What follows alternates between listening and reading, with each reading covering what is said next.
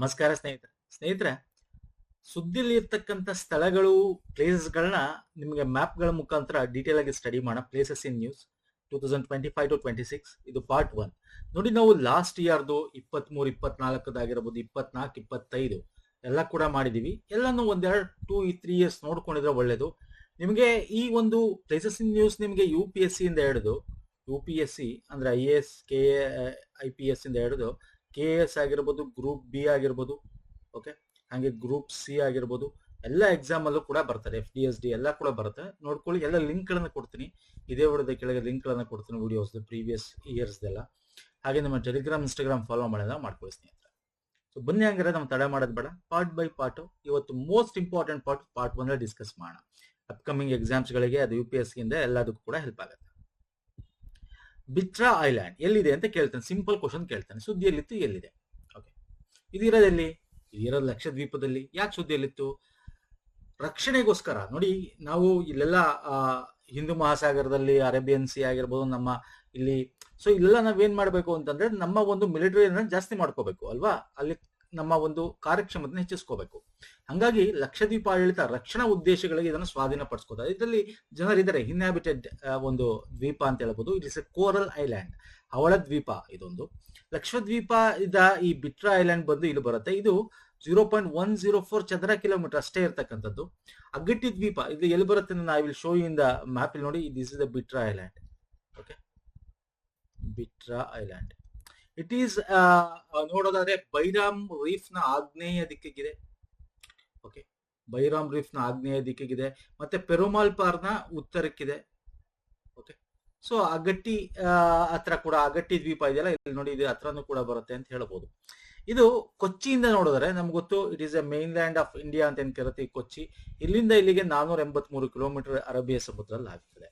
Okay, ಇಲ್ಲಿ ನಿಮ್ಗೆ ಗೊತ್ತಿದೆ, ನಮ್ಗೆ ಈ ಲಕ್ಷದ್ವೀಪ ಅಂತಕ್ಕಂಥದ್ದು ಏನಿದೆ, ಲಕ್ಷದ್ವೀಪ ಅಂದ್ರೆ ಸಣ್ಣ ಸಣ್ಣ ದ್ವೀಪಗಳು ಲಕ್ಷಾಂತರ ಇದೆ. ಅದರಲ್ಲಿ ಹವಳಗಳಿಂದ ಮಾಡಿರ್ತಕ್ಕಂಥ ದ್ವೀಪಗಳು 36, that is very important. Okay, ಮತ್ತೆ ಲಗೂನ್ಗಳಿಂದ ಆಗಿರ್ತಕ್ಕಂಥದ್ದು, ಬಂಡೆಗಳಿಂದ ಆಗಿರ್ತಕ್ಕಂಥ ಸಣ್ಣ ಪುಟ್ಟ ದ್ವೀಪಗಳು, ಅದರಿಂದ ಲಕ್ಷದ್ವೀಪ ಅಂತ ಕರಿತೀವಿ. ಇನ್ನು ಈ ಒಂದು ಬಿಟ್ರಾ ಐಲ್ಯಾಂಡ್ಗೆ ನಾವು ಹವಾಮಾನ ನೋಡೋದಾದ್ರೆ ಹೆಂಗಿರುತ್ತೆ ಅಂತ ನೋಡಿದ್ರೆ, ಉಷ್ಣವಲಯದ ಸವನ್ನಾ ಮಾದರಿ ವರ್ಗೀಕರಣ ಬರುತ್ತೆ. ವಾರ್ಷಿಕವಾಗಿ 1600 ಮಿಲಿಮೀಟರ್ ಮಳೆ ಕೂಡ ಆಗುತ್ತೆ ಸ್ನೇಹಿತರೆ. ಅಂಡ್ ಇಲ್ಲಿ ಇನ್ನೊಂದೇನು ಅಂತಂದ್ರೆ, ನಿಮ್ಗೆ ಲಕ್ಷದ್ವೀಪದ ಬಗ್ಗೆ 2 ಇಯರ್ಸ್ ಬ್ಯಾಕ್ ತುಂಬಾ ನ್ಯೂಸ್ ಅಲ್ಲಿ ನಿಮ್ಗೆ ಗೊತ್ತಿದೆ. ಪ್ರಧಾನಮಂತ್ರಿ ಅವರು ಹೋಗಿದ್ರು, ಟೂರಿಸಂ ಬಗ್ಗೆ ಅದು ಇದು ಎಲ್ಲ ನಿಮಗೆ ಗೊತ್ತಿರಬೇಕು. ಓಕೆ, ಮಾಲ್ಡೀವ್ಸ್ ನ ವಿರುದ್ಧವಾಗಿ. ಸೊ ಹಾಗಾಗಿ ಇವನ್ನೆಲ್ಲ ಕೇಳ್ತಾ ಇರ್ತಾನೆ. 9 ಡಿಗ್ರಿ ಚಾನಲ್, 8 ಡಿಗ್ರಿ ಚಾನಲ್, ಇವೆಲ್ಲ ಕೂಡ ನೀವು ನೋಡ್ಕೋಬೇಕಾಗತ್ತೆ. ಅಂಡ್ ಇಲ್ಲಿ ಪ್ರಮುಖವಾಗಿ ನಾವು ನೋಡೋದಾದ್ರೆ 11 ಪ್ರಮುಖವಾದ ಐಲ್ಯಾಂಡ್ಸ್ ಗಳು ನಮ್ಗೆ ಇನ್ಹ್ಯಾಬಿಟೆಡ್ ಐಲ್ಯಾಂಡ್ಸ್ ಗಳು ಅಂತ ಕರಿತೀವಿ. ಕರವಟ್ಟಿ, ಅಗಟ್ಟಿ, ಅಮಿನಿ, ಕಡಮಟ್, ಕಿಲ್ಟಾನ್, ಚೆಲ್ಟಾನ್, ಬಿಟ್ರಾ ಆಗಿರೋದು. Bitra is also inhabited island. Okay, and ಇಲ್ಲಿ ಮಾತಾಡೋದು ಶಾಫಿ. ಓಕೆ, ಸುನ್ನಿ ಸೆಕ್ಟ್ಸ್ ತುಂಬಾ ಮುಸ್ಲಿಮ್ಸರ ಹೆಚ್ಚು ಜನಸಂಖ್ಯೆಯಲ್ಲಿ ನಾವಿರತಕ್ಕಂಥದ್ದು. ಮಲಯಾಳಂ ಅವರ ಒಂದು official language of Lakshadweep. But ಅಲ್ಲಿ ಜಸರಿ ಮತ್ತೆ ಮಹಲ್ ಅಂತಕ್ಕಂಥ ಭಾಷೆಗಳು ಕೂಡ, ಲೋಕಲ್ ಭಾಷೆಗಳು ಕೂಡ ಮಾತಾಡ್ತಾರೆ. ಇದು ನಮ್ಮ ಕೇರಳಂ ಹೈಕೋರ್ಟ್ಗೆ ಬರುತ್ತೆ. ನಿಮ್ಗೆ ಗೊತ್ತಿದೆ, ಕೇರಳ ಇಸ್ ಬಿಕಮ್ ಕೇರಳಂ ಆಗಿದೆ ಅಂತ. Kavaratti is the capital of this ಲಕ್ಷದ್ವೀಪದ ಒಂದು, ಓಕೆ, ಯೂನಿಯನ್ ಟೆರಿಟರಿಯ ಕ್ಯಾಪಿಟಲ್ ಕರವಟ್ಟಿ. ಸೊ ಇದಿಷ್ಟು ಪ್ರಮುಖವಾಗಿ ಗೊತ್ತಿರಬೇಕು ಸ್ನೇಹಿತರೆ. ಎಕ್ಸಾಮ್ ಅಲ್ಲಿ ಕೇಳ್ಬೋದು, ಬೇಕಾದ್ರೆ ಇದು ಸುದ್ದಿಯಲ್ಲಿದ್ದಂತ ಲಕ್ಷದ್ವೀಪದ ಬಗ್ಗೆ ಕೇಳ್ಬೋದು. ಓಕೆ, ಇವೆಲ್ಲ ಕೂಡ ನೋಡ್ಕೊಳ್ಳಿ, ಒಂದಷ್ಟು ಡೀಟೇಲ್ ಆಗಿ ಕೊಟ್ಟಿದ್ದೀನಿ. ನೆಕ್ಸ್ಟ್ ಬರ್ತೀನಿ ಸರ್. ನೋಡಿ, ಯಾವಾಗ್ಲೂ ಯುದ್ಧದ ಸಮಯದಲ್ಲಿ ಲಾಸ್ಟ್ 3-4 ಇಯರ್ಸ್ ಬ್ಯಾಕ್ ಯುಕ್ರೇನ್ ಮೇಲೆ ರಷ್ಯಾ ಆದಾಗ, ಉಕ್ರೇನ್ಗೆ ರಿಲೇಟೆಡ್ ಡ್ಯಾಮು, ಸರೋವರಗಳು ಅಲ್ಲೆಲ್ಲ ಬ್ಲೈನ್ ಆಗಿತ್ತು, ಆ ಪ್ಲೇಸ್ಗಳು, ಮತ್ತೆ ಅದರ ಒಂದು ವಿದ್ಯುತ್ ಏನೋ ನಮ್ಮ ನ್ಯೂಕ್ಲಿಯರ್ ಎಲೆಕ್ಟ್ರಿಸಿಟಿ ಸಪ್ಲೈ, ಅದ್ರ ಬಗ್ಗೆ ಎಲ್ಲದ್ರ ಬಗ್ಗೆ ಕೇಳಿದ್ದೆ. ಹಂಗೆ ಇಲ್ಲೂ ಕೂಡ ಇರಾನ್ ಬಗ್ಗೆ ನಿಮಗೆ ಗೊತ್ತಿರಬೇಕು. Iran is Islamic republic of Iran ಅಂತಾನೆ ಕರಿತೀವಿ. 1979 ಕ್ರಾಂತಿಯ ನಂತರ ಒಂದು ಗಣರಾಜ್ಯವಾಯಿತು. ಇರಾನ್ ಬಗ್ಗೆ ಕೇಳಿದ್ರೆ ನಿಮ್ಗೆ ಅದರ ನಿಯರ್ ಬೈ ಸುತ್ತ ಇರತಕ್ಕಂಥ ರಾಷ್ಟ್ರಗಳು ಯಾವುದು, ಗಡಿ ಹೊಂದಿಕೊಂಡಿರೋದು ಯಾವುದು ಅಂತ ಕೇಳಬಹುದು. ಮತ್ತೆ ಕ್ಯಾಸ್ಪಿಯನ್ ಸಮುದ್ರ ಕೂಡ ನಿಮಗೆ ಇರಾನ್ ಹತ್ರ ಬರುತ್ತೆ. ಮತ್ತೆ ಪರ್ಷಿಯನ್ ಗಲ್ಫ್ ಬರುತ್ತೆ. ಸಮುದ್ರ ಅಂತ ತಗೊಂಡಾಗ ಗಲ್ಫ್ ಆಫ್ ಒಮನ್ ಅಂದ್ರೆ ಒಮನ್ ಕೊಲ್ಲಿ ಅಂತ ಕರಿತೀವಿ, ಪರ್ಷಿಯನ್ ಕೊಲ್ಲಿ ಅಂತ ಕರಿತೀವಿ. ಮತ್ತೆ ಕ್ಯಾಸ್ಪಿಯನ್ ಸಮುದ್ರ ಇದು ಅದರ ಗಡಿ ಜೊತೆ ಇರತಕ್ಕಂಥದ್ದು. ರಾಷ್ಟ್ರಗಳು ಬಂದ್ರೆ Pakistan, Afghanistan, Turkmenistan, okay, Azerbaijan, Armenia. ಇದು ನೋಡಿ ಇಲ್ಲಿದೆ, ಇದು ಅರ್ಮೇನಿಯಾ, ಇದು ಅಜರ್ಬೈಜಾನ್. ಓಕೆ, ಇದು 6ನೇ ತುರ್ಕಿ, ಮತ್ತೆ 7ನೇದು ಇರಾಕ್. ಇದಿಷ್ಟು ಜೊತೆ ಗಡಿ ಹಂಚ್ಕೊಂಡಿರ್ತಕ್ಕಂಥದ್ದು. ಸೌದಿ ಜೊತೆ ಇಲ್ಲ. Okay, that is very important. Okay sir, so ಇದು ಇರಾನ್ ಬಗ್ಗೆ ನೋಡೋದಾದ್ರೆ, ಇನ್ನು ಇರಾನ್ ರಾಜಧಾನಿ ತೆಹರಾನ್. ಇನ್ನು ಬೇಕಾದ್ರೆ ಇರಾನ್ ಒಳಗೆ ನಿಮ್ಗೆ ಏನೇನಾರ ಕೇಳ್ಬೋದು, ಮುಂದೆ ತಗೋತೀನಿ ನಾನು ಒಂದೊಂದು ಪ್ರತಿಯೊಂದನ್ನು ಸಪರೇಟ್ ಆಗಿ ತಗೊಂಡು ಡಿಸ್ಕಸ್ ಮಾಡ್ತೀನಿ ಮ್ಯಾಪ್ ಮುಖಾಂತರ. ಇರಾನ್ ಅಲ್ಲಿ ನಿಮ್ಗೆ ನೋಡೋದಾದ್ರೆ ಪ್ರಾಕೃತಿಕ ಲಕ್ಷಣದಲ್ಲಿ ಮಧ್ಯ ಶುಷ್ಕ ಪ್ರಸ್ಥಭೂಮಿ ಹೊಂದಿರತಕ್ಕಂತ ಒಂದು ಪ್ರದೇಶ ಇದು. ಓಕೆ, ಇದು ಇದರ ಉತ್ತರಕ್ಕೆ ನಿಮ್ಗೆ ನಮ್ಮ ಮಿಡಿಲ್ ಏಷ್ಯಾ ಅಂತ ನೋಡ್ತೀವಿ. ಅದೇ ನಾವೇನು ತುರ್ಕ್ಮೆನಿಸ್ತಾನ್, ತಜಿಕಿಸ್ತಾನ್ ಇವೆಲ್ಲ ಏನ್ ಬರುತ್ತೆ, ಕಜಕಿಸ್ತಾನ್ ಇವೆಲ್ಲ ಮಧ್ಯ ಏಷ್ಯಾ. ಓಕೆ, ಸೊ ಅದರ ಒಂದು ಸೌತ್ಗೆ ಬರ್ತಕ್ಕಂಥದ್ದು. ಮತ್ತೆ ಮಿಡಿಲ್ ಈಸ್ಟ್ ಇಲ್ಲಿ ಏನ್ ಬರುತ್ತೆ, ಓಕೆ, ಮಧ್ಯ ಪ್ರಾಚ್ಯ ಅಂತ ಏನ್ ಕರಿತೀವಿ ನಾವು ಅರೇಬಿಯನ್ ರಾಷ್ಟ್ರಗಳನ್ನ, ಅದರ ಒಂದು ಉತ್ತರಕ್ಕೆ ನಾವು ನೋಡಬಹುದು ಇದನ್ನ. ಸೊ ಹಾಗಾಗಿ ಇಲ್ಲಿ ಪ್ರಮುಖವಾಗಿ ನೋಡೋದಾದ್ರೆ ಚಾಗೋಸ್ ಮೌಂಟೇನ್ ಬರುತ್ತೆ, ಮೌಂಟೇನ್ ಇದೆ ನೋಡಿ ಅದರಲ್ಲಿ. ಮತ್ತೆ ಅಲ್ಬ್ರೋಸ್ ಅಥವಾ ಎಲ್ಬ್ರೋಸ್ ಮೌಂಟೇನ್ ಕೂಡ ನಾವಿಲ್ಲಿ ನೋಡ್ತೀವಿ. ಅರ್ಥ ಆಗ್ತಿದೆಯಲ್ಲ? So this is also very important. Mount ಡಾಮಡ್ ಅಂತಕ್ಕಂಥದ್ದು ಏನಿದೆ ಅದರ ಒಂದು ಶಿಖರ ಕೂಡ ಹೌದು. ಅಂಡ್ ಇಲ್ಲಿ ಇನ್ನೊಂದು ದೊಡ್ಡ ಮರುಭೂಮಿ ಇರ್ತಕ್ಕಂಥದ್ದು ದಶೆಟ್ ಇ ಲಾಟ್ ಅಂತಕ್ಕಂಥದ್ದು, ದಶ್ವೆ ಇ ಲುಟ್ ಅಂತಕ್ಕಂಥದ್ದು, ಮತ್ತೆ ದಶೆಟ್ ಇ ಕವೀರ್ ಅಂತಕ್ಕಂಥದ್ದು, ಅದೆರಡು ಮರುಭೂಮಿಗಳು. ಕೇಳ್ಬೋದು ಎಕ್ಸಾಮ್ ಅಲ್ಲಿ ಬೇಕಾದ್ರೆ, ಅದ್ರ ಪ್ರಾಕೃತಿಕ ಲಕ್ಷಣಗಳನ್ನ ಕೇಳ್ಬೋದು. ಈ UPSC IAS ಅಲ್ಲಿ ಹಿಂಗೆ ಕೇಳೋದು ಸ್ನೇಹಿತರೆ. ಮತ್ತೆ ಇಲ್ಲಿ ನಿಮಗೆ ಉರ್ಮಿಯಾ ಸರೋವರ ಕೂಡ ನೋಡಬಹುದು. ಲೇಕ್ ಇಲ್ಲಿ ನೋಡಿ, ಉರ್ಮಿಯಾ ಲೇಕ್ ಇರಬಹುದು, ನದಿ ಇರಬಹುದು, ಕರುಣ್ ರಿವರ್ ಇರ್ಬೋದು, ಓಕೆ, ಸೆಫಿಡಿ ಅಂತ ರಿವರ್ ಇರ್ಬೋದು. ಸೊ ಈ ತರ ನಾವು ರಿವರ್ಗಳನ್ನು ಕೂಡ ನಾವು ಇಲ್ಲಿ ನೋಡ್ತೀವಿ. ಪ್ರಮುಖವಾದ ಒಂದು ಇಂಪಾರ್ಟೆಂಟ್ ನಾನು ಇಲ್ಲಿ ಹೇಳಿದೆ. ಇದರ ರಾಜಧಾನಿ ಯಾವುದು ನಿಮಗೆ ಗೊತ್ತೇ ಇದೆ. ಯಾವ್ದು ಸರ್ ರಾಜಧಾನಿ ಹೇಳಿ ಫಟಾಫಟ ಅಂತ? ಇರಾನ್ ರಾಜಧಾನಿ ಯಾವುದು? ತೆಹರಾನ್. ಈಗ ತಾನೇ ಹೇಳಿದ್ನಲ್ಲ ನಿಮ್ಗೆ, ತೆಹರಾನ್. ಇನ್ನು ಇದರಲ್ಲಿ ಜೊತೆಗೆ ಹರ್ಮುಜ್ ಜಲಸಂಧಿ ಬಗ್ಗೆ ಕೇಳ್ತಾನೆ. ಸಿಂಪಲ್ ಆಗಿ ಕೇಳಬಹುದು. ಹರ್ಮುಜ್ ಜಲಸಂಧಿ ನಿಮ್ಗೆ ಗೊತ್ತಿಲ್ಲ. ಇಟ್ ಈಸ್ ಏನೋ ಒಂದು ನ್ಯಾರೋ ಏನೋ ವಾಟರ್ ಬಾಡಿ ಅಂತ ಹೇಳ್ತೀವಿ. It is separations of main lands of Iraq ಮತ್ತೆ ಇಲ್ಲಿ ಓಮನ್. ಇದು ಓಮನ್ಗೆ ಸೇರಿರತಕ್ಕಂಥ deep ocean, Oman. Okay, and also ಅಥವಾ ನಿಮ್ಗೆ ಏನ್ ಕೇಳಬಹುದು, ನಮ್ಮ ಗಲ್ಫ್ ಆಫ್ ಪರ್ಷಿಯಾ ಮತ್ತೆ ಗಲ್ಫ್ ಆಫ್ ಏನೋ ಏನಂತ ಕರಿತೀವಿ, ಪರ್ಷಿಯನ್ ಗಲ್ಫ್ ಮತ್ತೆ ಒಮನ್ ಗಲ್ಫ್, ಇದೆರಡನ್ನು ಕೂಡಿಸ್ತಕ್ಕಂಥ ಜಲಸಂಧಿ ಅಥವಾ ಈ ಇರಾನ್ ಮತ್ತು ಒಮನ್ ನ ಬೇರ್ಪಡಿಸ್ತಕ್ಕಂಥ ಜಲಸಂಧಿ. ಒಂದು ನೀರು ಸ್ಟ್ರೈಟ್ ನ್ಯಾರೋ ವಾಟರ್ ಅಂತ ಕರಿತೀವಿ. ಅಲ್ವಾ? ಇದ್ರ ಅಗಲ 33 ಕಿಲೋಮೀಟರ್ ಇದೆ ಸ್ನೇಹಿತರೆ. ಬೇಕಾದ್ರೆ ಅದನ್ನ ಎಕ್ಸಾಮ್ ಅಲ್ಲಿ ಕೇಳಬಹುದು. ಸೊ ಇದು ಕೂಡ ವೆರಿ ಇಂಪಾರ್ಟೆಂಟ್. ಮತ್ತೆ ಹರ್ಮುಜ್ ಜಲಸಂಧಿ ಬಗ್ಗೆ ನಾವು ಹೇಳ್ಬೇಕಾದ್ರೆ ಪ್ರಮುಖವಾಗಿ ಜಾಗತಿಕವಾಗಿ ದೊಡ್ಡದಾದ ಜಲಸಂಧಿ ಆಫ್ಟರ್ ಯಾವ್ದು ಹೇಳಿ? ಮಲಕ್ಕಾ ನಂತರ ಎರಡನೇ ಅತ್ಯಂತ ಜನನಿಬಿಡ ತೈಲ ಸಾಗಣೆ ಆಗ್ತಕ್ಕಂಥದ್ದು. ದಿನಕ್ಕೆ 20% ಅಂದ್ರೆ ದಿನಕ್ಕೆ $20 ಮಿಲಿಯನ್, ಜಾಗತಿಕವಾಗಿ 20% ಮೌಲ್ಯಗಳ ಒಂದು ತೈಲ ಇದರಿಂದ ಬರ್ತಕ್ಕಂಥದ್ದು. ಸೊ ಹಾಗಾಗಿ ದಿಸ್ ಇಸ್ ವೆರಿ ಇಂಪಾರ್ಟೆಂಟ್ ನಮ್ಮ ಪರ್ಸ್ಪೆಕ್ಟಿವ್ ಇಂದ. ಇನ್ನು ಇಲ್ಲಿ ಇನ್ನೊಂದು ಜಲಸಂಧಿ ಬರುತ್ತೆ, ನಿಮ್ಗೆ ಗೊತ್ತಿರಬೇಕು. ಹೇಳ್ತೀರಾ? ಕ್ಲಾರೆನ್ಸ್ ಸ್ಟ್ರೈಟ್ ಅಂತ ಬರುತ್ತೆ ಇಲ್ಲಿ. ಇದೊಂದು ಐಲ್ಯಾಂಡ್ ನೋಡಿ, ಕಾಣಿಸ್ತದೆ. ಇದೊಂದು ಐಲ್ಯಾಂಡ್, ಇದೊಂದು ದ್ವೀಪಗಳ ಬಗ್ಗೆ ಕೇಳ್ತಾನೆ. ಅದು ಸುದ್ದಿಯಲ್ಲಿದೆ. ನಾನು ಪ್ರತಿಯೊಂದು ತಿಳಿಸ್ಕೊಡ್ತೀನಿ ಸ್ನೇಹಿತರೆ, ವೆರಿ ಇಂಪಾರ್ಟೆಂಟ್. ಮತ್ತೆ ಇಲ್ಲಿ ನಾನೀಗ ನಿಮಗೆ ಇದ್ರ ಬಗ್ಗೆ ಜಲಸಂಧಿ ಬಗ್ಗೆ ಹೇಳ್ತಾ ಇದ್ದೆ. It is A Persian Gulf ಅಂತಿದೆ ನೋಡಿ. ಇದು ಪರ್ಷಿಯನ್ ಗಲ್ಫ್ ಅಲ್ವಾ? ಇದು ಒಮನ್ ಗಲ್ಫ್ ಅಲ್ವಾ? ಇದು ಇಲ್ಲಿ ಪರ್ಷಿಯನ್ ಗಲ್ಫ್ ನ ಅರೇಬಿಯನ್ ಗಲ್ಫ್ ಮಾಡಬೇಕು ಅಂತ ಅಂದ್ಬಿಟ್ಟು ಡೊನಾಲ್ಡ್ ಟ್ರಂಪ್ ಒಂದು ರೀನೇಮ್ ಮಾಡಿದ್ದಾರೆ. ಅರೇಬಿಯನ್ ಗಲ್ಫ್ ಅಥವಾ ಗಲ್ಫ್ ಆಫ್ ಅರೇಬಿಯಾ ಅಂತ ಕರಿಬೇಕು ಅಂತ ಹೇಳಿ ಕರ್ತಿದ್ದಾರೆ. ಅವ್ರು ಹೇಳಿದ ತಕ್ಷಣ ಸಡನ್ ಆಗಿ ಆಗಲ್ಲ. It will take time. Okay, ಅದನ್ನ ಯಾಕಂತಂದ್ರೆ ಪರ್ಷಿಯಾ ನಿಮ್ಗೆ ಗೊತ್ತಿದೆ, ದಿಸ್ ಇಸ್ ಅರೇಬಿಯನ್ ಒಂದು ಇದಾದ್ರೆ, ಇದು ಇರಾನ್ ಆಗಿರ್ಬೋದು, ಈ ಕಡೆ ಸೈಡ್ ಏನಿದೆ ಇಲ್ಲಿ ಬರ್ತಕ್ಕಂಥ ರಾಷ್ಟ್ರಗಳೇನಿದೆ ಅವೆಲ್ಲ ಪರ್ಷಿಯನ್ ರಾಷ್ಟ್ರಗಳು ಅಂತ ಕರಿತೀವಿ. ಹಂಗಾಗಿ ಪರ್ಷಿಯನ್ ಬೇಡ, ಅರೇಬಿಯನ್ ಅಂತ ಕರೆಯೋಣ ಅಂತ. ಇನ್ನು ಮೇನ್ ಇಂಪಾರ್ಟೆಂಟ್ ಪುಜೈರಾ ಬಂದರು. ಇದು ಕೂಡ ಸುದ್ದಿಯಲ್ಲಿದೆ. ಯಾಕಂತಂದ್ರೆ ಇದರಿಂದ ತುಂಬಾ ಆಯಿಲ್ ಗಳನ್ನ ಕಳಿಸ್ತಾ ಇರ್ತಕ್ಕಂಥದ್ದು ಬೇರೆ ರಾಷ್ಟ್ರಗಳಿಗೆ. ಯಾಕೆಂದ್ರೆ ಇದು ಈ ಒಂದು ಸ್ಟ್ರೈಟ್ ಆಫ್ ಹರ್ಮುಜ್ ಜಲಸಂಧಿ ಇದೆಯಲ್ಲ, ಇದು ಹರ್ಮುಜ್ ಇದ್ರ ಮುಖಾಂತರ ಅಲ್ಲ, ಇದರಿಂದ ಹೊರಗಡೆ ಬರುತ್ತೆ. ಎಲ್ಲಿ ಬರುತ್ತೆ? ಇಲ್ಲಿ ಬರುತ್ತೆ. ಇಲ್ಲಿ ನೋಡಿ, ಇದಿಷ್ಟು ಇದೆಯಲ್ಲ, ಇದು ಬಂದು UAE. ಈ ತುದಿ ಇದೆಯಲ್ಲ, ಈ ತುದಿ ಮಾತ್ರ ಓಮನ್. ಇಲ್ಲಿಗೆ ಓಮನ್ ಎಂಡ್ ಆಗುತ್ತೆ. ಇದು ನೋಡಿ, ಈ ಒಂದು ಪರ್ಷಿಯನ್ ಗಲ್ಫ್ ಕಡೆ ಇಲ್ಲ.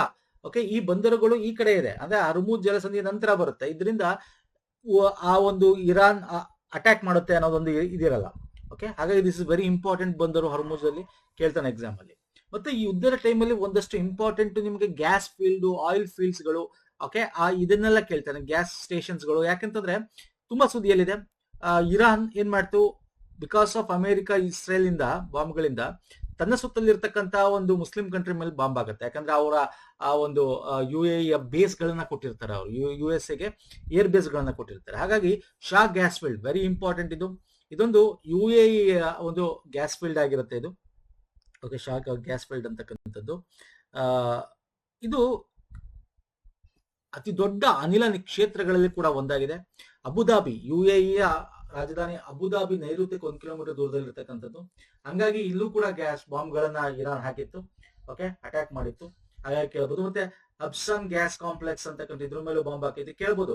ಫುಜಾರಿಯಾ ಆಯಿಲ್ ಇಂಡಸ್ಟ್ರೀಸ್ ಕೇಳ್ಬೋದು, Shah gas field, Mussafah fuel terminal, ಇದ್ರ ಮೇಲೆಲ್ಲ ಡ್ರೋನ್ ಅಟ್ಯಾಕ್ ಮಾಡಿತ್ತು ಇರಾನ್. ಸೊ ಇಂಥದ್ನೆಲ್ಲ ನಿಮಗೆ ಸುದ್ದಿಯಲ್ಲಿ ಇರೋದನ್ನ ಕೇಳ್ತೇನೆ ಸ್ನೇಹಿತರೆ.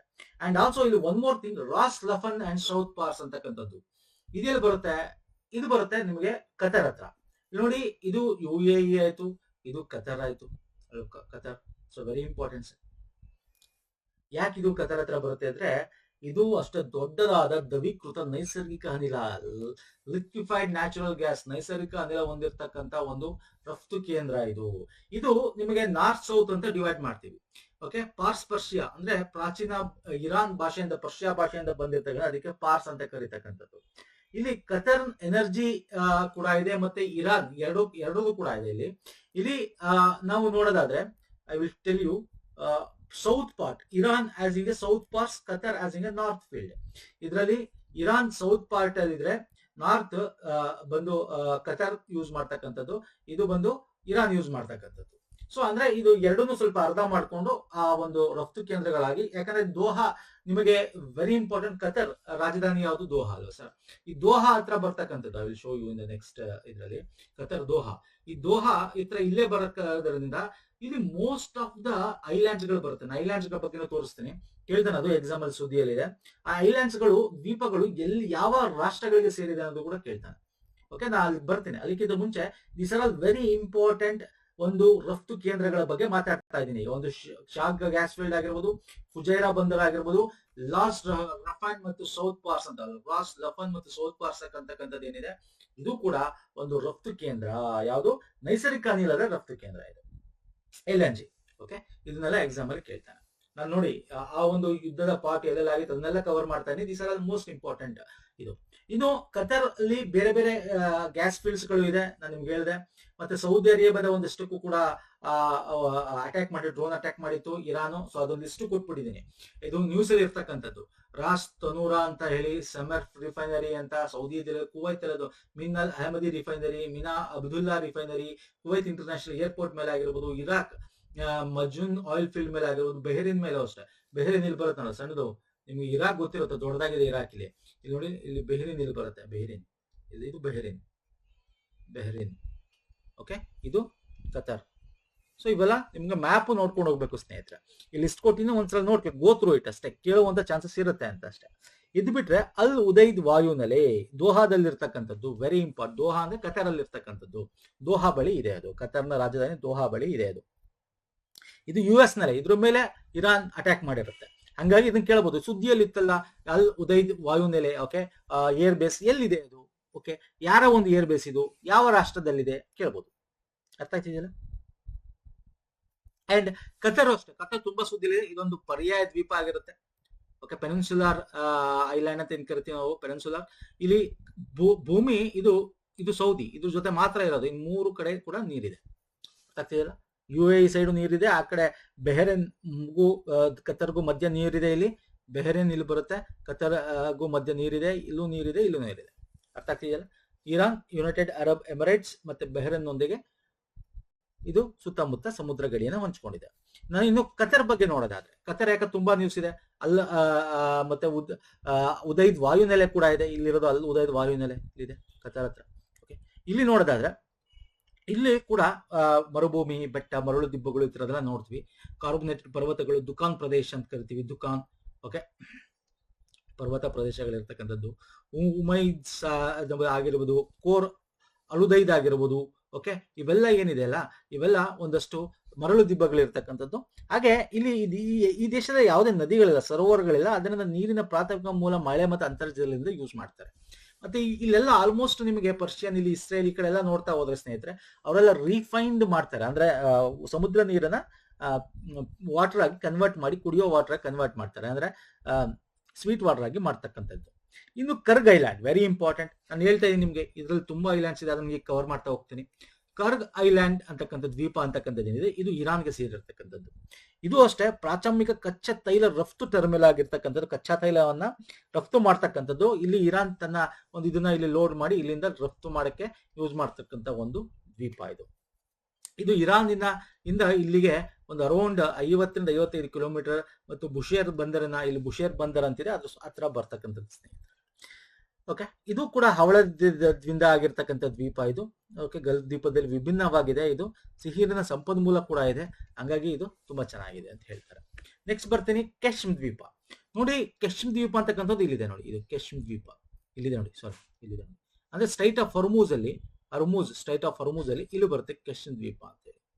Okay, this is very important ಸ್ನೇಹಿತರೆ. ನಾನು ಇದನ್ನ ಹೇಳಿದ್ದು, ನಾನು ನಿಮಗೆ ಇನ್ನೊಂದು ಮ್ಯಾಪ್ ತೋರಿಸ್ತೀನಿ, ಕ್ಲಾರೆನ್ಸ್ ಜಲಸಂಧಿ ಅಂತ ನಿಮ್ಗೆ ಹೇಳಿದೆ. ಜ್ಞಾಪಕ ಬಂತ? ಅಲ್ಲಪ್ಪ ಅದು ಇಲ್ಲೇ ಇದೆಯಲ್ಲ ನೋಡಿ, ಕೆಶ್ಮ್ ದ್ವೀಪ ಎಲ್ಲಿ ಬರುತ್ತದು? ಇಲ್ಲಿ ನೋಡಿ, ಇದು ಗಲ್ಫ್ ಆಫ್ ಓಮನ್ ಆಯ್ತು, ಓಮನ್ ಕೊಲ್ಲಿ, ಇದು ಪರ್ಷಿಯನ್ ಕೊಲ್ಲಿ, ಇಲ್ಲಿ ಸ್ಟ್ರೈಟ್ ಆಫ್ ಹರ್ಮೂಜ್ ಜಲಸಂಧಿ, ಇಲ್ಲಿದೆ ದ್ವೀಪ, ಅದು ಇಲ್ಲಿದೆ. ಈ ದ್ವೀಪಕ್ಕೂ ಮತ್ತೆ ಇರಾನ್ಗೂ ಮಧ್ಯ ನೀರಿದೆ. ಓಕೆ, ಹಂಗಾಗಿ ಅದನ್ನ ಎರಡನ್ನ ಬೇರ್ಪಡಿಸ್ತಕ್ಕಂಥ ಜಲಸಂಧಿನ ನಾವು ಕ್ಲಾರೆನ್ಸ್ ಜಲಸಂಧಿ ಅಂತ ಕರಿತೀವಿ. ಅದನ್ನ ಇಲ್ಲೇ ಕೊಟ್ಟಿರೋದು ನೋಡಿ, ಕ್ಲಾರೆನ್ಸ್ ಸ್ಟ್ರೈಟ್ ನೋಡಿ. ಇದು ಕೆಶ್ಮ್ ದ್ವೀಪ, ಇದು ಸ್ಟ್ರೈಟ್ ಆಫ್ ಹರ್ಮೂಜ್, ಇದು ಬಂದು ನಿಮಗೆ ಓಮನ್. ಈ ಕಡೆ ಬಂದ್ರೆ, ಈ ಕಡೆ ನೋಡಿ ಇದು ಇರಾನ್. ಇದು ಎರಡು ನದಿವೆ ನೋಡಿ ನೀರು ಇದೆಯಲ್ಲ, ಈ ಒಂದು ಸ್ಟ್ರೈಟ್ ನ ಕ್ಲಾರೆನ್ಸ್ ಸ್ಟ್ರೈಟ್ ಅಂತ ಕರಿತೀವಿ. ಇಂಥದ್ದೆಲ್ಲ ನಿಮಗೆ ಎಕ್ಸಾಮ್ ಅಲ್ಲಿ ಕೇಳ್ತಾನೆ ಸ್ನೇಹಿತರೆ. ನೀವು ಮ್ಯಾಪ್ ಎಷ್ಟು ಚೆನ್ನಾಗಿದ್ದೀರಾ, ಆ ಒಂದು ಡಿಸ್ಪ್ಯೂಟೆಡ್ ಏರಿಯಾ ಅಥವಾ ಈ ಯುದ್ಧ ಭೂಮಿಯನ್ನು ಹೆಂಗ್ ಅನಲೈಸ್ ಮಾಡಿದ್ದೀರಾ ಅಂದ್ರೆ, ನಾವು ಭೌಗೋಳಿಕವಾಗಿ ಮತ್ತೆ ಪೊಲಿಟಿಕಲ್ ಡಿಸ್ಕಸ್ ಮಾಡ್ತಾರೆ. It is a places in news, ಅಂದ್ರೆ ಆ ಪ್ಲೇಸಸ್ ಬಗ್ಗೆ ಭೌಗೋಳಿಕವಾಗಿ ಡಿಸ್ಕಸ್ ಮಾಡ್ತಾ ಇದೀವಿ ಹೆಚ್ಚಾಗಿ. Okay, so this is very important. Qeshm ದ್ವೀಪ ಅಂದ್ರೆ ಉತ್ತರ ದ್ವೀಪ ಅಂತ ಕರಿತೀವಿ. ಇದು ಅಬ್ಬಾಸ್ ಬಂದರು ಹರ್ಮೋಜ್ ಹತ್ರ ಬರುತ್ತೆ. ಅಬ್ಬಾಸ್ ಒಂದು ಬಂದರು, ಬಂದಾಸ್ ಇ ಅಬ್ಬಾಸ್ ಅಂತ ನೋಡಿ, ಇದೊಂದು ಇರಾನ್ ನ ಒಂದು ಬಂದರು, ಇದು ಪೋರ್ಟ್. ಮತ್ತೆ ಇಲ್ಲಿ ಮತ್ತೆ ಹರ್ಮೂಜ್ ಅಂತಕ್ಕಂಥದ್ದು ಕೂಡ ಇಲ್ಲಿ ಜಲಸಂಧಿ ಇದೆ. ಇಲ್ಲಿ ಹರ್ಮೂಜ್ ಅಂತಕ್ಕಂಥ ಒಂದು ಸ್ಮಾಲ್ ಐಲ್ಯಾಂಡ್ ಕೂಡ ಇದೆ, ಅದಕ್ಕೆ ಅದ್ರ ಹೆಸರಿಂದ ಕರೀತಕ್ಕಂಥದ್ದು. ಓಕೆ, ಈ ದ್ವೀಪದಲ್ಲಿ ಕೂಡ 1,20,000 ಜನಸಂಖ್ಯೆ ಹೊಂದಿರತಕ್ಕಂಥ ದ್ವೀಪ ಇದು, 59 ಪಟ್ಟು. ಇದ್ಯಾಕೆ ನ್ಯೂಸ್ ಅಲ್ಲಿ ಇತ್ತು ಸರ್? ಇಲ್ಲಿ ಏನಾಯ್ತು ಅಂದ್ರೆ, ಈ ಕೆಶ್ಮ್ ದ್ವೀಪದಲ್ಲಿ ಸಮುದ್ರ ನೀರನ್ನ, ಉಪ್ಪು ನೀರನ್ನ ತೆಗೆದು ಅವರು ವಾಟರ್ ಪ್ಯೂರಿಫೈ ಮಾಡ್ತಕ್ಕಂಥದ್ದು ದೊಡ್ಡ ಪ್ಲಾಂಟ್ ಇದೆ. ಇದ್ರ ಮೇಲೂ ಕೂಡ USA ಅಟ್ಯಾಕ್ ಮಾಡಿದೆ. ಓಕೆ, ಇದನ್ನ ನಾವು ಕುಡಿಯೋ ನೀರಿಗೆ ಅಂತ ಇರತಕ್ಕಂಥದ್ದು ಕೂಡ ಅಟ್ಯಾಕ್ ಮಾಡಿದೆ ಅಂತಕ್ಕಂಥದ್ದು ಇರಾನು ಅದ್ರ ಮೇಲೆ ಆರೋಪ ಹೊರಿಸುತ್ತೆ. ಇವರು ಇಲ್ಲ ನಾವು ಮಾಡಿಲ್ಲ ಅಂತ ಹೇಳ್ತಾರೆ. ಶುದ್ಧ ನೀರಿನ ಘಟಕ ಅಲ್ಲಿ ಇರ್ತಕ್ಕಂಥದ್ದು 30 ಹಳ್ಳಿಗಳಿಗೆ ನೀರು ಸರಬರಾಜು ಮಾಡುತ್ತೆ. ಇರಾನ್ಗೆ ನೀರಿಗೆ ತುಂಬಾ ಇಂಪಾರ್ಟೆಂಟ್ ಆಗಿರ್ತಕ್ಕಂಥದ್ದು, ಹಾಗಾಗಿ ಇದು ಎಕ್ಸಾಮ್ ಅಲ್ಲಿ ಇದೆ. ಇನ್ನು ಮಿಕ್ಕಿದ ದ್ವೀಪಗಳು ನಾನು ನಿಮಗೆ ಇಲ್ಲಿ ತೋರಿಸ್ತಾ ಹೋಗ್ತೀನಿ ನೋಡಿ. ಇದು ಕರ್ಗ್ ದ್ವೀಪ ಬಂದು ಇರಾನ್ಗೆ ಸೇರಿರೋದು. ನಾನು ಈಗ ತಾನೇ ಮಾತಾಡದಿರೋ ಬಗ್ಗೆ, ಕೆಶ್ಮ್ ದ್ವೀಪ ಬಗ್ಗೆ ಮಾತಾಡೋದು. ಎಲ್ಲಿದೆ ಸರ್ ಕೆಶ್ಮ್ ದ್ವೀಪ? ಎಲ್ಲಿದೆ ನೋಡಿ, ಇರಾನ್ಗೆ ಸೇರಿರೋದು. ಮತ್ತೆ ಇಲ್ಲಿ ನೋಡಿ, ಇಲ್ಲಿ ಹರ್ಮೂಜು ಕೂಡ ನಂದೇ ಅಂತ ಹೇಳುತ್ತೆ, ಲಾರಕ್ ಕೂಡ ಇರಾನ್ಗೆ. ಇಲ್ಲಿ ಒಂದಷ್ಟು ಡಿಸ್ಪ್ಯೂಟೆಡ್ ಇದೆ. ಇಲ್ಲಿ ನೋಡಿ, ಇಲ್ಲಿ ಬಂದು ನಿಮಗೆ UAE ಬರುತ್ತೆ ಅಲ್ವಾ, UAE ಅಲ್ವಾ, ದುಬೈ ಬರುತ್ತೆ, ದುಬೈ UAE ಅಂತ ಏನ್ ಕರಿತೀವಿ. ಅಬು ಮೌಸಾ ಮತ್ತೆ ಲೆಸ್ಸರ್ ಟಮ್, ಗ್ರೇಟರ್ ಟಮ್, ಹೆಂಗ್ ಅಂತಕ್ಕಂಥದ್ದು, ಈ ಒಂದು 4 ಏನಿದೆ, ಇದೆರಡು ಡಿಸ್ಪ್ಯೂಟೆಡ್ ಇದೆ. ಡಿಸ್ಪ್ಯೂಟೆಡ್ ಅಂದ್ರೆ ಏನರ್ಥ? UAE ನನ್ನ ಹತ್ರ ಇರೋದು ನನಗ್ ಸೇರಬೇಕು ಅಂತ UAE ಹೇಳುತ್ತೆ. ಓಕೆ, ಇವ್ರು ಇಲ್ಲ ಇದು ನನಗ್ ಬೇಕು ಅಂತ ಇವ್ರು ಹೇಳ್ತಾರೆ. ಇದು ಡಿಸ್ಪ್ಯೂಟೆಡ್. ಇದು ಬಿಟ್ಟು ಆಲ್ಮೋಸ್ಟ್ ಎಲ್ಲಾ ದ್ವೀಪಗಳು ಇಲ್ಲೇನೇ ಬರುತ್ತೆ ನಿಮ್ಗೆ ಸ್ನೇಹಿತರೆ, ಇದೆ ಎಲ್ಲ ದ್ವೀಪಗಳು ಇರಾನ್ ನ ಅಡಿಯಲ್ಲಿ ಇರ್ತಕ್ಕಂಥದ್ದು. ಸ್ಟ್ರಾಟಜಿಕಲಿ ಇಂಪಾರ್ಟೆಂಟ್ ಅದು. ಇದು ಇರೋದ್ರಿಂದ ಅಂತಾನೆ ಅವರು ಕಂಪ್ಲೀಟ್ ನಿಮಗೆ ಏನು ಹರ್ಮೂಜ್ ಜಲಸಂಧಿ ಮೇಲೆ ಹಿಡಿತ ಸಾಧಿಸಿರ್ತಕ್ಕಂಥದ್ದು, ಮತ್ತೆ ಇಲ್ಲಿ ಮೊನ್ನೆ ಇದ್ರ ಮೇಲೆ ಅಟ್ಯಾಕ್ ಮಾಡಿರ್ತಕ್ಕಂಥ ಹಡಗುಗಳ ಮೇಲೆ ಹೆಂಗೆ ಇವೆಲ್ಲ ದ್ವೀಪಗಳು ಇರೋದ್ರಿಂದ ಅಲ್ಲಲ್ಲಿ ಅವರು ಅಡಿಗೆ ಕುಳಿತು ಅವರು ಅಟ್ಯಾಕ್ ಮಾಡಿರ್ತಕ್ಕಂಥದ್ದು. ಅರ್ಥ ಆಗ್ತಿದೆಯಲ್ಲ ನೋಡಿ, ಇಲ್ಲಿ ಕತರ್ ಇದೆ, ಇಲ್ಲಿ ಬೆಹ್ರೇನ್ ಇದೆ, ಗೊತ್ತಿರ್ಬೇಕು. ಇವೆಲ್ಲ ವೆರಿ ಇಂಪಾರ್ಟೆಂಟ್ ಸ್ನೇಹಿತರೆ. ಇದರಲ್ಲಿ ನಾನು ಕೊಟ್ಟಿದ್ದೀನಿ ನೋಡಿ, ಲಾರಕ್ ದ್ವೀಪ ಆಗಿರೋದು, ಹೆಂಗ್ ದ್ವೀಪ, ಹರ್ಮೂಜ್ ದ್ವೀಪ, ಕೆಶ್ಮ್ ದ್ವೀಪ, ಇಲ್ಲೂ ಕೊಟ್ಟಿದ್ದೀನಿ, greater tons, lesser tons. Okay, so ಇದು ಕೂಡ ನೋಡ್ಕೊಳ್ಳಿ. ಫೈನ್ ಸರ್, ನೆಕ್ಸ್ಟ್ ಹೋಗೋಣ ಬನ್ನಿ. ಇನ್ನು ಗೋಲ್ಸ್ಟ್ಯಾನ್ ಪ್ಯಾಲೇಸ್ ಅಂತ, ಇದು ಕೂಡ ಐತಿಹಾಸಿಕವಾಗಿ ತುಂಬಾ ಇಂಪಾರ್ಟೆಂಟ್. ಇದು ಕೂಡ ಇರಾನ್ ಅಲ್ಲಿ ಇರ್ತಕ್ಕಂಥದ್ದು. 14ನೇ ಶತಮಾನ ಯುನೆಸ್ಕೋ ವಿಶ್ವ ಪರಂಪರೆ ತಾಣ ಇದು. ಹಾಗಾಗಿ ಇದ್ರ ಮೇಲೆ ಏನು ಅವರು ಬಾಂಬ್ಗಳು ಹಾಕಿದ್ರು ಇಸ್ರೇಲ್ ಮತ್ತೆ USA. ಇದರ ಒಂದು ಗ್ಲಾಸ್ಗಳು ಪುಡಿ ಆಗಿದೆ ಅಂತ. ಸೊ ಅಂದ್ರೆ ಇದು ತುಂಬಾ ಇದು ಜಾಮಿತಿಯ ಒಂದು ಪ್ಯಾರಾಬೋಲಿಕ್ ಮತ್ತೆ ಜಿಯೋಮೆಟ್ರಿಕಲಿ ಮಾಡಿರ್ತಕ್ಕಂಥ ಒಂದು ಮಿನುಗುವಾದ ಒಂದು ದೊಡ್ಡದಾದ ಗ್ಲಾಸ್ಗಳು ಅರಮನೆಗೆ ಯೂಸ್ ಮಾಡಿದ್ದಾರೆ. ಓಕೆ, ಗೋಲಸ್ತಾನ್ ಅರಮನೆ ಅಂತ ಕರಿತೀವಿ. ಇದು ಕೂಡ ಭೀಕರ ಹಾನಿಗಾಗಿದೆ. ಆಕ್ಚುಲಿ ಇದ್ರ ಮೇಲೆ ಮಾಡಂಗಿಲ್ಲ ಈ ತರ ಅರಮನೆಗಳು. ಯಾವುದೇ ಯುದ್ಧಗಳಲ್ಲಿ ಯುನೆಸ್ಕೋ ಹೆರಿಟೇಜ್ ಸೈಟ್ಸ್ ಅಂತ ಏನು ಗುರುತು ಮಾಡ್ತೀವಿ ಅಂದ್ರೆ ಅದ್ರ ಮೇಲೆ ಯಾರು ಕೂಡ ಹಾನಿ ಮಾಡಬಾರದು ಅಂತ, ಯಾಕಂದ್ರೆ ಅದು ಪ್ರಾಚೀನದಿಂದ ಬಂದಿದೆ, ಅದನ್ನು ಸಂರಕ್ಷಣೆ ಮಾಡಬೇಕು ಅಂತಕ್ಕಂಥದ್ದು. ಹೇಗ್ 1954 ಹೇಗ್ ಸಮಾವೇಶ ಕೂಡ ಅದನ್ನ ಹೇಳುತ್ತೆ ನೋಡಿ. ಅದರಲ್ಲಿ ಹೇಗ್ ಸಮಾವೇಶ ಏನೇನು ಹೇಳುತ್ತೆ? ಸಶಸ್ತ್ರ ಸಂಘರ್ಷಗಳು, ಮಿಲಿಟರಿ ಆಕ್ರಮಣ ಸಮಯದಲ್ಲಿ ಸಾಂಸ್ಕೃತಿಕ ಆಸ್ತಿಯ ನಾಶ, ಲೂಟಿ, ದುರುಪಯೋಗ ಮಾಡಬಾರದು. ಯಾಕಂದ್ರೆ ನಾವು ಏನೋ 16, 17, 18ನೇ ಶತಮಾನದಲ್ಲಿ ನಾವು ಇದನ್ನೇ ನೋಡ್ಕೊಂಡ್ ಬಂದಿರೋದು ಅಲ್ವಾ. ಹಾಗಾಗಿ 2ನೇ ಮಹಾಯುದ್ಧದ ನಂತರ ಇದೆಲ್ಲ ಆಗ್ಬಾರ್ದು ಅಂತ ಹೇಳಿ ತಂದಿರತಕ್ಕಂಥದ್ದು ಹೇಗ್ ಸಮಾವೇಶ, convention of protection of cultural property in the events of on conflict ಅಂತ ಹೇಳಿ 1954ರಲ್ಲಿ ಬಂದಿರತಕ್ಕಂಥದ್ದು. ಅದಕ್ಕಿಂತ ಮುಂಚೆ ನಮ್ಮ ಭಾರತನ ಎಷ್ಟು ಲೂಟಿ ಮಾಡಿದ್ರು ಯುದ್ಧದ ಸಮಯದಲ್ಲಿ, ಆತರ ಮಾಡಬಾರ್ದು, ಯುದ್ಧ ಮಾಡಬೇಕು ಎಷ್ಟು ಮಾಡಬೇಕು, ಯುನೆಸ್ಕೋ ಹೆರಿಟೇಜ್ ಸಾಂಸ್ಕೃತಿಕ ಆಸ್ತಿಗಳ ನಾಶ ಲೂಟಿ ಮಾಡಬಾರ್ದು ಅಂತಕ್ಕಂಥದ್ದು ಈ ಹೇಗ್ ಸಮಾವೇಶ ಹೇಳುತ್ತೆ. ಓಕೆ, ಸೊ ವೆರಿ ಇಂಪಾರ್ಟೆಂಟ್ ಸ್ನೇಹಿತರೆ ಇದು. ಫೈನ್. ಓಕೆ, ಈಗ ನೆಕ್ಸ್ಟ್ ಬರ್ತೀನಿ ಗ್ರೀನ್ಲ್ಯಾಂಡ್. ಇದು ಕೂಡ ತುಂಬಾ ಸುದ್ದಿಲಾಯ್ತು. ಈ ಒಂದು ಅಮೆರಿಕದ ಟ್ರಂಪ್ ಏನಿದಾನೆ ಅವಯ್ಯ ಎಲ್ಲನೂ ನನಗೆ ಬೇಕು ಅಂತ. ಓಕೆ, ವೆನೆಜುಲಾನ ವಶಪಡಿಸ್ಕೊಂಡಾಯ್ತು ಅಲ್ವಾ, ಅವನ ಜೈಲ್ಗೆ ಹಾಕಿ.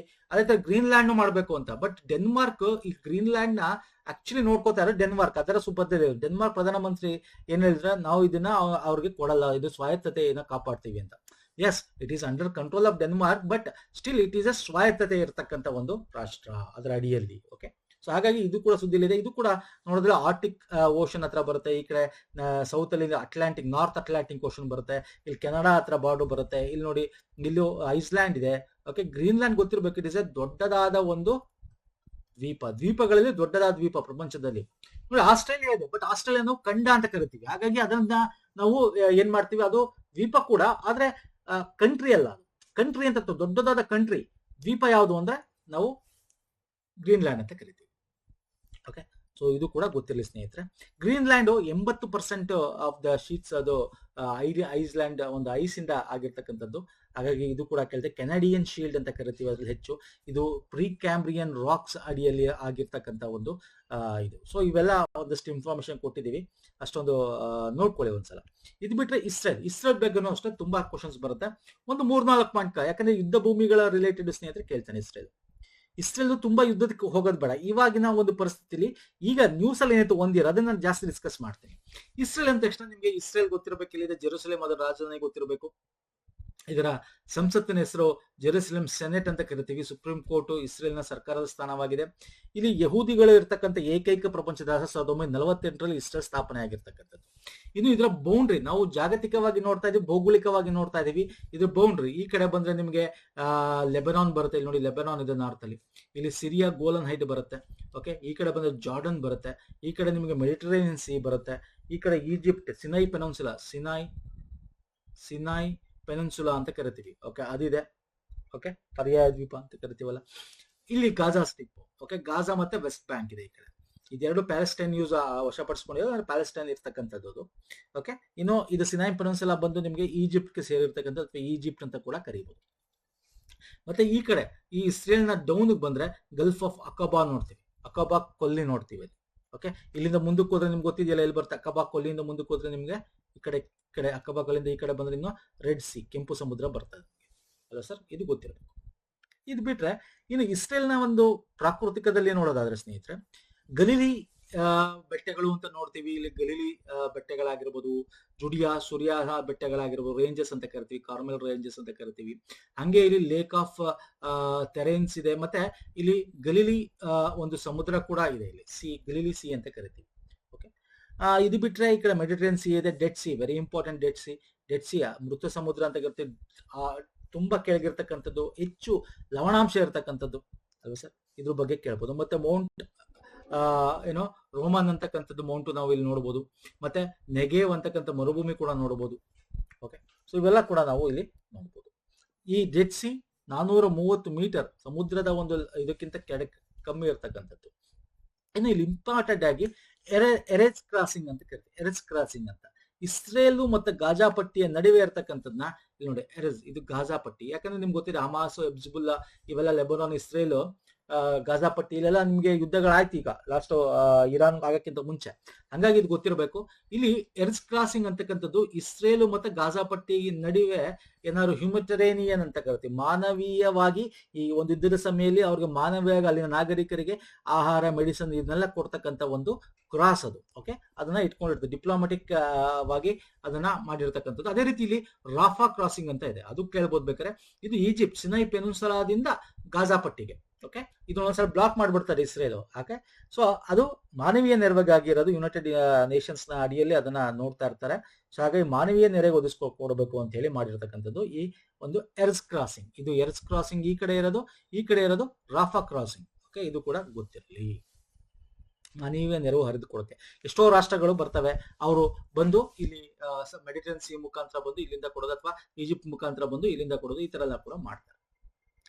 Okay fine sir. ಇನ್ನು ಇಲ್ಲಿ ಪ್ರಮುಖವಾಗಿ ಬ್ಲೂ ಲೈನ್ ಬರುತ್ತೆ. ಇಸ್ರೇಲ್ ಅಂದ ತಕ್ಷಣ ನಿಮಗೆ yellow line, blue line, okay, green line ಇವೆಲ್ಲ ಗೊತ್ತಿರಬೇಕು. ಫಸ್ಟ್ ಗ್ರೀನ್ ಲೈನ್ಗೆ ಹೋಗ್ತೀನಿ. 1949ರಲ್ಲಿ ಏನ್ ಯುದ್ಧಗಳಾಗ್ತು, ವಶಪಡಿಸ್ಕೋತಾ ಇತ್ತು ಇಸ್ರೇಲ್, ಅವಾಗ ಯುನೈಟೆಡ್ ನೇಷನ್ಸ್ ಎಲ್ಲ ಮಧ್ಯಕ್ಕೆ ಬರ್ತಾರೆ. ಅರಬ್ ಸೇನೆಗಳು ಇವೆಲ್ಲ ಜೊತೆ ಯುದ್ಧ ಮಾಡ್ಬೇಕಾದ್ರೆ ಕದನ ವಿರಾಮ ಮಾಡ್ಕೋತಾರೆ. ಕದನ ವಿರಾಮ ಮಾಡ್ಕೊಂಡು ಇಲ್ಲಿ ಪ್ಯಾಲೆಸ್ಟೈನಿಯರು ವೆಸ್ಟ್ ಬ್ಯಾಂಕ್ ಮತ್ತೆ ಗಾಜಾ ಪಟ್ಟಿ ತಮ್ಮಲ್ಲಿ ಇಟ್ಕೊಂಡಿರ್ತಾರೆ.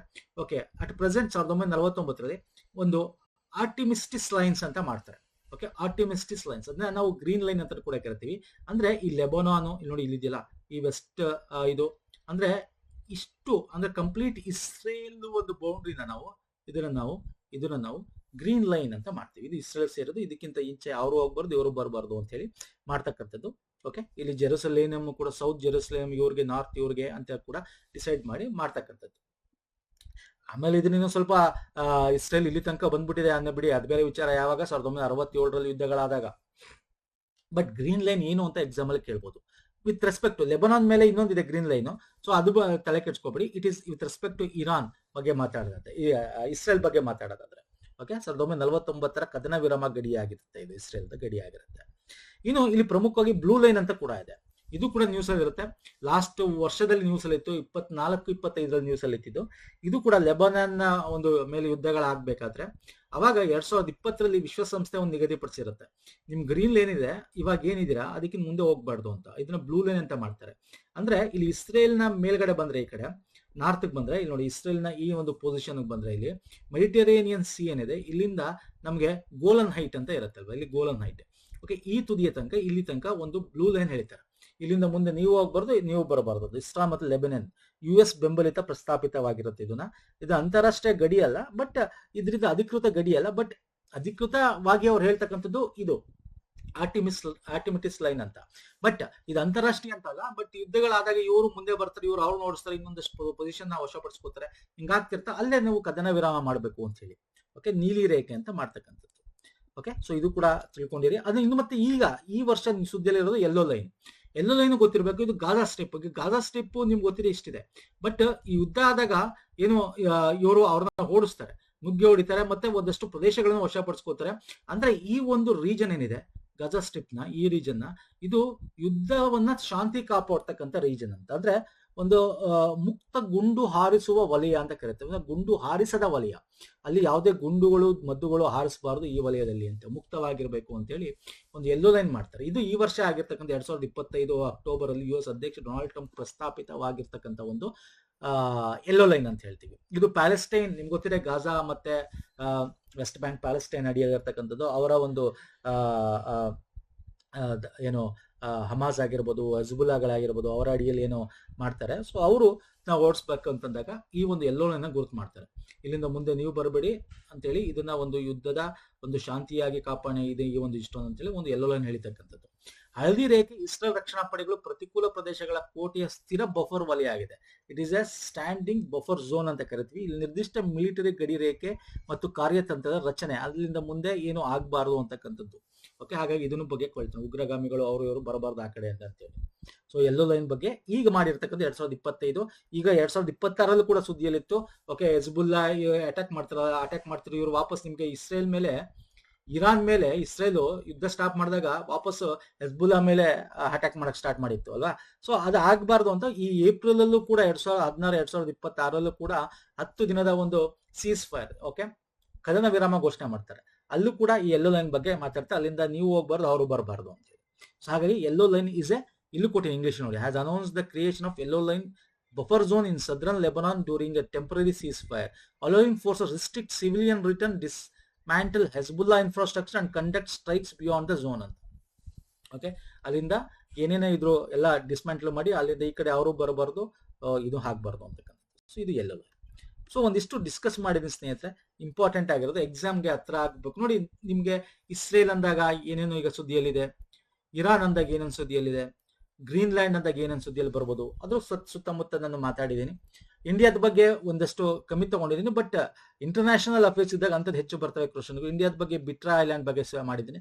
ಇನ್ನೊಂದಷ್ಟು ಮುಖ್ಯ ಇದು ಪಾಯಿಂಟ್ಸ್ಗಳನ್ನ ಮುಂದಿನ ವಿಡಿಯೋ ಡಿಸ್ಕಸ್ ಮಾಡೋಣ. ಇಷ್ಟ ಆಗಿದ್ರೆ ಲೈಕ್ ಮಾಡಿ, ಶೇರ್ ಮಾಡಿ, ಸಬ್ಸ್ಕ್ರೈಬ್ ಮಾಡ್ಕೊಂಡು ನಮ್ಮ ಟೆಲಿಗ್ರಾಮ್, ಇನ್ಸ್ಟಾಗ್ರಾಮ್ ಫಾಲೋ ಮಾಡಿ. ಪ್ರೀವಿಯಸ್ ಮಾಡಿರ್ತಕ್ಕಂಥ ಲಿಂಕ್ಗಳೇನಿದೆ, ಲಾಸ್ಟ್ ಇಯರ್ ಅಲ್ಲಿ ಮಾಡಿರ್ತಕ್ಕಂಥದ್ದು, ಲಾಸ್ಟ್ ಇಯರ್ದು ಈ ಒಂದು ಪ್ಲೇಸಸ್ ಇನ್ ನ್ಯೂಸ್, ಅದು ಲಿಂಕ್ ಕೂಡ ಡಿಸ್ಕ್ರಿಪ್ಷನ್ ಬಾಕ್ಸ್ ಕೊಟ್ಟಿರ್ತೇನೆ. ನೆಕ್ಸ್ಟ್ ವಿಡಿಯೋ ಪುನಃ ಸಿಗ್ತೀನಿ. ನಮಸ್ಕಾರ, ಧನ್ಯವಾದಗಳು.